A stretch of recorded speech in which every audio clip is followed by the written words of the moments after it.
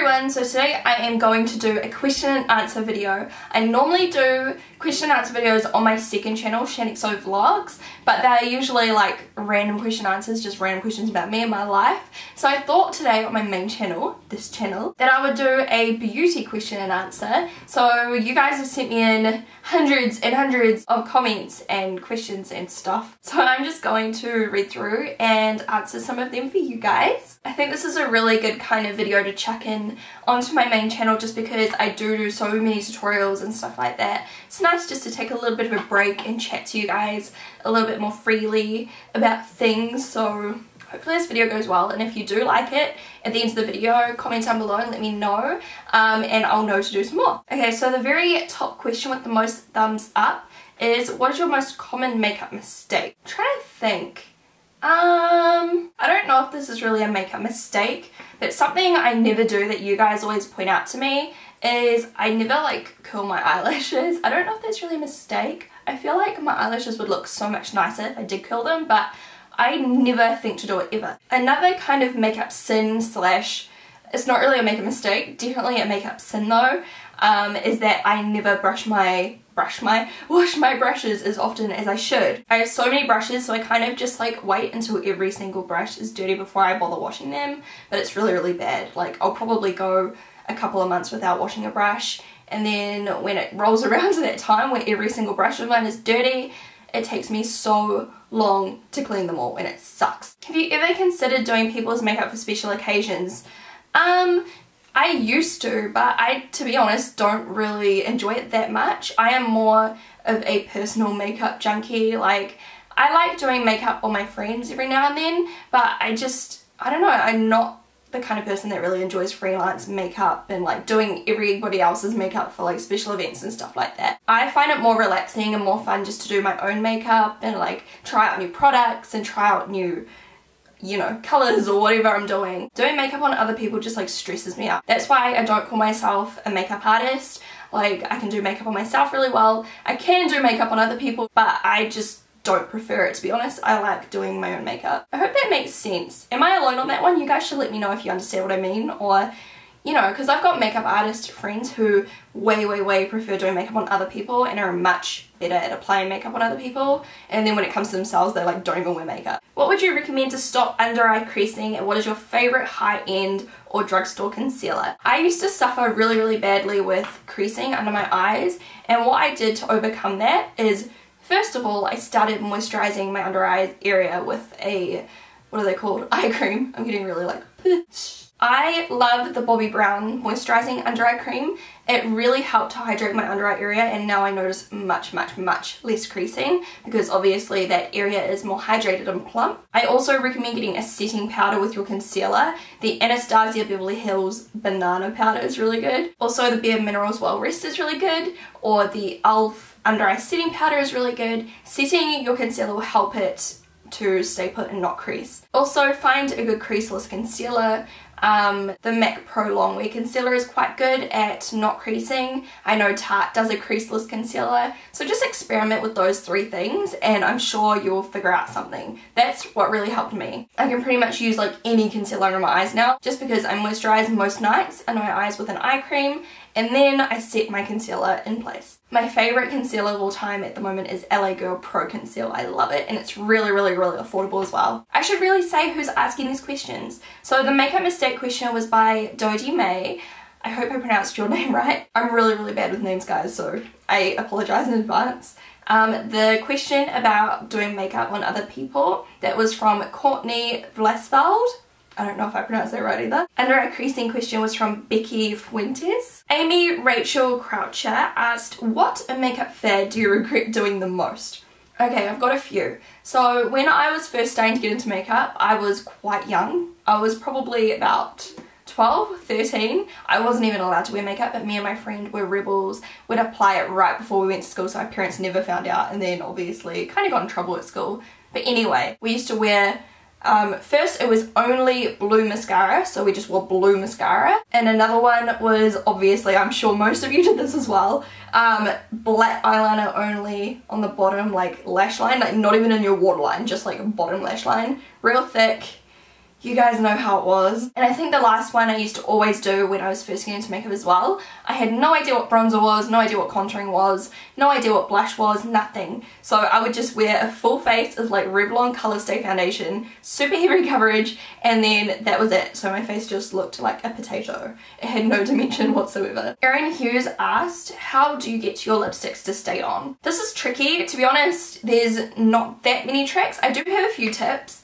And I will link the video down below where I have explained them. You can get like little sealers for your lipsticks, like a little liquid, I don't even know what I'm talking about. It's a liquid lipstick sealer. I've got one, I think, by Art Deco, but a lot of brands do them these days. I know Anastasia Beverly Hills does them, and it's basically like a clear liquid that you put over top of your lip product and it sets it in place. Another trick is to use translucent powder, but most of the time I don't even bother with that stuff. I just reapply during the day. It usually ends up coming down to the formula of the lipstick. If you want something that's going to last a really long time, go with a matte liquid lipstick. Those are usually the best lasting. So like Anastasia Beverly Hills liquid lipsticks, or Lancome Velveteens, or Velour Lips by Australis. Chi Chi does some, Makeup Revolution do some, Stila does some. Heaps and heaps of brands do them, and they, I find, are the best for lasting power compared to something that's really creamy, because creamy products obviously move around a lot more. Also, using a lip liner underneath 100% helps. It's not just some old wives' tale. I really love lip liner, and it really helps make your lipstick last so much longer. Katie Stewart, no matter what products I use, my foundation always looks cracked and cakey around my nose and my mouth. Do you have any recommendations on how to avoid that? Okay, first step, I would make sure my skin is prepped well. I'm going to list my flawless foundation routine down below, and I kind of go over how you should really treat skincare very importantly before you apply your foundation. It really determines how well your makeup is going to look. You want your skin to look good before your makeup. So taking care of your skin will definitely help. I find if my makeup's going on a little bit cakey, if I exfoliate my skin, it always kind of helps a bit. I feel like when you've got a little bit of a build-up of product or gunk or whatever is on your skin, once you exfoliate that off, your makeup goes on a lot smoother. If you've already done that, test out your primers. Experiment without using a primer. Some foundations work better without a primer. It could be down to your foundation with your skin type. Some foundations just don't sit well with certain skin types. Another thing, your application. Try using a brush, try using a sponge. Different kind of application techniques really determine how well your makeup is going to sit on your skin. Different application techniques work better with different foundations. It is honestly just like a huge trial and error kind of situation. I used to struggle with the same thing, but I find just taking really good care of my skin and switching between different primers and application tools and everything, I kind of figured out what works for me. Also, if you find your products are going cakey, try using a little bit less than you think you need. You'll still get a really good coverage, and using really thin layers and layering up the product will help it not look so cakey rather than you just slapping on like a really thick layer, if that makes sense. Tony Wright asked, how long does it take you to get ready every day? I don't wear makeup every day. I think I've said that before on my videos. I usually only wear makeup either when I'm doing something really fun, going to town shopping, going out with friends, blah like going out for dinner or something, or if I am filming a video. So if I'm just running errands, going to the doctor, or going to that was the first thing that popped into my head, or going to the grocery store or something, I don't bother putting on makeup for that. If I'm filming a video, it usually takes me about an hour to an hour and a half, because I'm talking, checking the equipment is running, checking the camera's going still. If I'm just putting on makeup in my free time and I'm doing like a full face, might take me about half an hour to 40 minutes. And then if I am just wanting to put on like a minimal amount just to like go out and do something, it can take me as low as 5 minutes, 5 or 10 minutes. It just depends what kind of look I'm doing and what I'm doing and blah blah. Hannah Fitzpatrick asks, what are your must-have high-end and drugstore products? I am going to link you my 2014 favorites down below. I made one for drugstore products and I made another one for high-end products, so I have a bunch of recommendations in those videos, so check them out. Lally Cowell asked, any makeup disasters? I swear, my number one makeup disaster that happens on a frequent basis, what, is my foundation. Like, you'll be pumping it and then it'll be like, and it goes all over my clothing, and it's so hard to get foundation out of clothing. I read on Pinterest apparently you can use shaving cream on top of the like foundation on your clothing and it helps to get it out, but I haven't tried it yet. If any of you guys have tried it, you should let me know, but I swear, like, even if I put stain remover on there, nappy sand, nothing works and it just stains my clothes and it's a really sad time. Would you ever bring out your own makeup range? And that is from Holly Dorber. I would love to. That is definitely a goal in my life. I'm not rushing it because I want to make sure it's absolutely perfect before I do anything like that.